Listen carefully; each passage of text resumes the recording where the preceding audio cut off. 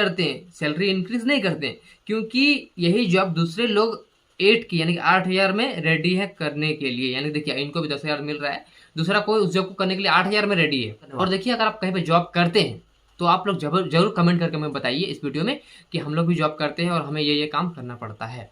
Hi everyone, आप सभी का और एक नए वीडियो में स्वागत है। तो दोस्तों, अगर आप भी एक अकाउंटेंट हैं या फिर अकाउंटेंट बनने की तैयारी कर रहे हैं तो आज का ये वीडियो आपके लिए बहुत ही इन्फॉर्मेटिव हो। तो बहुत सारे लोग कमेंट करते हैं कि आखिर फ्रेशर को क्या क्या काम करना पड़ता है, ठीक है। तो चलिए मैं आपको एक कमेंट दिखाता हूँ जिसमें एक हमारे बोल सकते हैं एक सब्सक्राइबर ने कमेंट करा हुआ है, वो कि ऑलरेडी वो जॉब कर रहे हैं।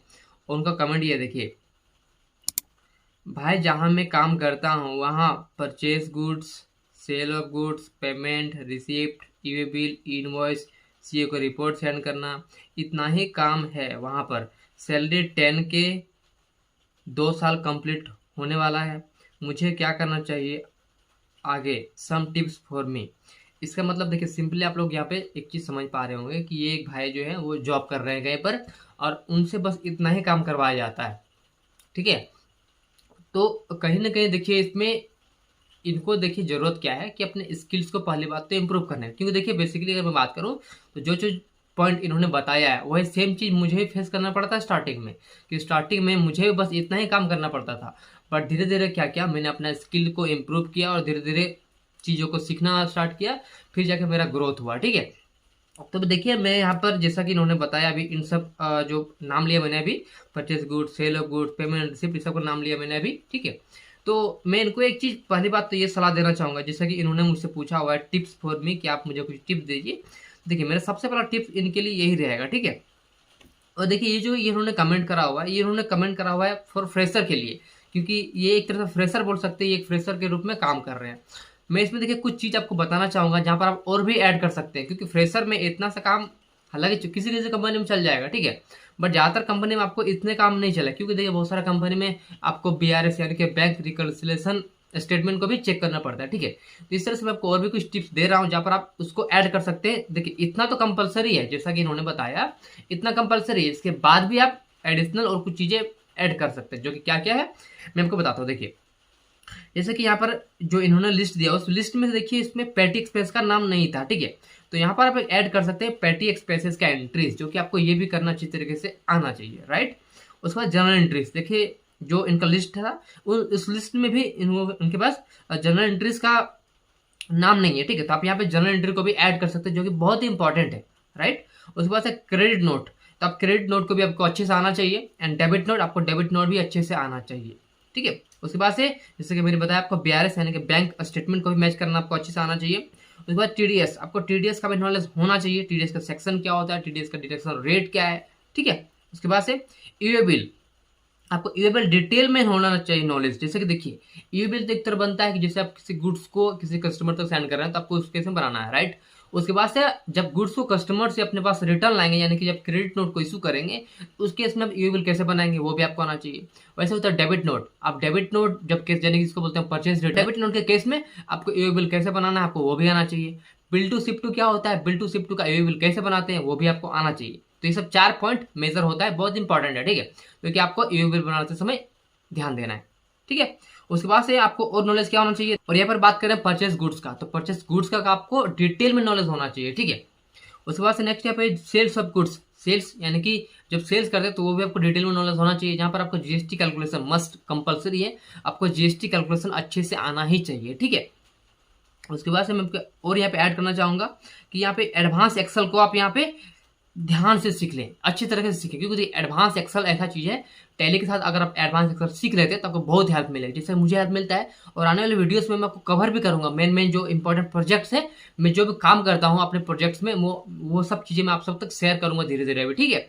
उसी तरीके से MS वर्ड में मैं ढेर सारे प्रोजेक्ट्स में काम करता हूँ, तो वो सब भी जल्दी वीडियोस आने वाले हैं, ठीक है।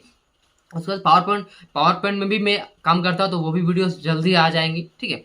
उसके बाद फोटोशॉप तो मेरे लिए बहुत ज़्यादा इंपॉर्टेंट है, तो उसका वीडियो मैं जल्द लाऊंगा, क्योंकि देखिए सिंपली मैं बोलूँ तो मेरे पास इतना सारा नॉलेज जो कि मैंने आपको बताया अभी लिस्ट में, इतना कुछ नॉलेज मेरे पास है जिसके बदौलत मैं अभी इतना कुछ कर पा रहा हूँ, ठीक है। और धीरे धीरे मैं अपने स्किल को इम्प्रूव करते जा रहा हूँ, जैसे जैसे मैं नया नया चीज़ सीख रहा हूँ वैसे वैसे मैं वीडियो के माध्यम से आप सभी तक पहुँचा रहा हूँ, पहुंचाने का प्रयास कर रहा हूँ, ठीक है, जितना तक मेरे से हो सकता है। तो बस आप लोग काम यही है कि वीडियोस को अच्छे से देखिए और वहाँ सीखिए और लाइफ में ग्रो करिए, अपने सैलरी में इंप्रूवमेंट लाइए, ठीक है। देखिए सैलरी इंप्रूव तभी होगा जब खुद का इंप्रूव करेंगे, अपने नॉलेज स्किल को इंप्रूव करेंगे, तभी जाके आपका जो है सैलरी इंप्रूव होगा। और जैसा कि इन भाई का सवाल था यहाँ पर, जैसे मैंने बताया आपको, देखिए तो यहाँ पर मेरा कमेंट जो उन्होंने कमेंट किया था उसमें मैंने जवाब ये दिया हुआ है, सैलरी इंक्रीमेंट करने बोलिए या फिर दूसरा कहीं जॉब सर्च कीजिए, यानी कि मैंने उनसे कहा था, ठीक है। तो देखिए उनका देखिए क्या बोलना है, मुझे इस कमेंट पढ़ के थोड़ा सा अजीब लगा। देखिए उनका यहाँ पर ये बोलना है कि वो नहीं करते, सैलरी इंक्रीज नहीं करते क्योंकि यही जॉब दूसरे लोग 8 की यानी कि 8,000 में रेडी है करने के लिए, यानी देखिए इनको भी 10,000 मिल रहा है, दूसरा कोई उस जॉब को करने के लिए 8,000 में रेडी है, ठीक है। और लोग मुझे बोलते हैं एक ही जगह रहना चाहिए, 2,000 1,000 के लिए इधर उधर नहीं करना चाहिए। आई एम डिप्रेस्ड नाउ, घर का बड़ा हूँ और मुझको क्या क्या सीखना चाहिए अच्छे से बताइए जिससे मैं फिर दूसरी जॉब ढूंढूं। देखिए सिंपली मैं बोलूँगा इस तरह में कोई भी डिप्रेस हो जाए, क्योंकि देखिए जैसे इन्होंने बताया 2 साल से ये काम कर रहे हैं, इनका सैलरी 10,000 रुपये है, तो बताइए 10,000 रुपये में क्या होगा, नहीं होगा ना, आज के टाइम में बहुत मुश्किल है। तो इस तरह से इनको मैं इनको यही सजेशन दूंगा कि आप अपने नॉलेज स्किल को इम्प्रूव करिए। और देखिए जैसे आप नॉलेज स्किल को इम्प्रूव करेंगे तो जगह जगह जॉब के लिए ट्राई करिए, ठीक है। क्योंकि देखिए आप 10,000 रुपये काम कर रहे हैं तो आप 10,000 में हमेशा नहीं रह सकते ना, आपको इंप्रूवमेंट तो चाहिए। और अकाउंट्स फील्ड में, अकाउंटेंट फील्ड में स्पेशली अच्छा खासा सैलरी होना चाहिए, नहीं तो फिर उससे ज़्यादा तो एक लेबर कमा लाता होगा ना, आप सबको मालूम होना चाहिए। इससे ज़्यादा तो एक लेबर का सैलरी कितना है, एक दिन में 300 रुपये 400 रुपये उसको मिलता है, आप जोड़ के देखिए महीने का, तो इस अकाउंटेंट से ज़्यादा सैलरी तो उसको मिल रहा है, ठीक है। तो कहीं ना कहीं डिप्रेशन तो होगा ही इसमें, क्योंकि सैलरी इतना कम मिल रहा है, इतना कोई पढ़ लिख के अगर इतना कम सैलरी मिलेगा उसको तो डिप्रेशन होना जाहिर सी बात है, ठीक है। तो मैं सिंपली मेरे को यही सजेशन दूंगा, जितना मैंने टॉपिक सबको बताया अभी उस सब का अच्छे से डिटेल में कवर करिए, ठीक है। और देखिए मैंने ऑलरेडी एक जो है प्लेलिस्ट बना दिया हुआ है फॉर फ्रेशर अकाउंटेंट के लिए, जहाँ पर जो फ्रेशर अकाउंटेंट होते हैं उन लोगों के लिए ओनली वीडियोस है, आप उन लोग उस वीडियोस को देख लीजिए, आपको कहीं पर भी जो है डाउट नहीं रहेगा। आप अगर उन वीडियोस को ओनली देख लेते हैं, अच्छी तरीके से उसको सीख लेते हैं, तो क्योंकि मैंने उसको इस तरह से डिजाइन करा हुआ है, डिटेल में मैंने एक्सप्लेन करा हुआ है, बेसिक से लेके एडवांस तक मैंने इसमें कवर करा हुआ है पूरा चीज़ों को, ठीक है। तो उस प्लेलिस्ट में जाइए आपको, जिसका नाम है फॉर फ्रेशर अकाउंटेंट, उस प्लेलिस्ट में जाकर आप लोग वीडियोस को देख सकते हैं, ठीक है।